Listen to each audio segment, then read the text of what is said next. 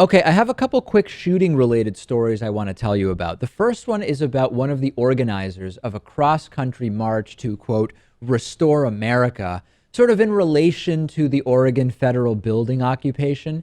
One of the organizers of the March to Restore America, or whatever it was going to be called, shot and killed a co founder of that march earlier this week during a drunken argument over a gun. According to sheriff's deputies in Grayson County, Texas, they are not yet saying who the individuals are involved, but from social media, we have figured out who the involved individuals are. Social media posts by so-called patriots of the right wing associated with the militants occupying that building in Oregon say that the victim and shooter are organizers of the Paul Revere 2016 final march to restore America. Lewis, this was going to be the last and final march. They were finally going to restore America. Let's take a look at a quote from social media here. According to radio host Keith Williams, who is a reportedly friend and possibly sibling of one of the involved individuals.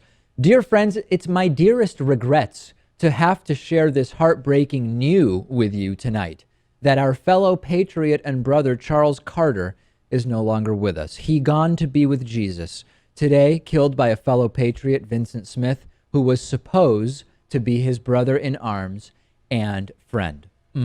Bill Williamson, another right-wing so-called patriot associated with the Oregon militants, said in a Facebook post that Smith shot Carter in a drunken dispute over a gun, saying Carter was intoxicated and pulled Smith's gun from its holster, and that Smith was able to draw a spare gun and shot his friend in the head. That's right, a spare gun. Not only do you need, Lewis, a good guy with a gun for every bad guy with a gun, you probably need two, because somebody could take your first gun.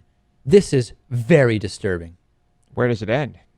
If someone takes your spare gun and your first gun, you got to have three. Yeah. Well, as we know, alcohol and firearms don't mix. And, well, I'm not surprised. You throw a bunch of gun nuts in a room with a bunch of alcohol, and I wonder what the dispute was about. According to them, the dispute was about the gun. In other words, numerous but what specifically, guns. I mean, was it like, that I'm against. That's not an American-made gun. How right. dare you? That type of thing. Texas law prohibits licensed gun owners from carrying firearms while intoxicated, regardless of whether the weapon is holstered or concealed or whatever. I was wondering, if you're not allowed to carry a gun when drunk, that's not really freedom, right? I mean, the Constitution doesn't say anything about drinking and guns. It's the Second Amendment, period.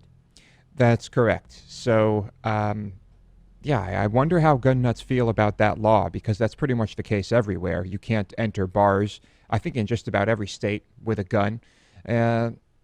Doesn't sound like freedom to me. When you're drunk, you actually have more of a need for a gun because you're more apt to be taken advantage of because your inhibitions are lowered. If anything, you should be extra encouraged to carry firearms when you're drunk, right? Yeah, I mean, if your waitress or bartender puts an extra beer on your tab, you need to be able to shoot and kill them immediately. Spare gun. I mean, just what I keep going back to is the spare gun was the one that ultimately was used in the shooting. It is just incredibly disturbing.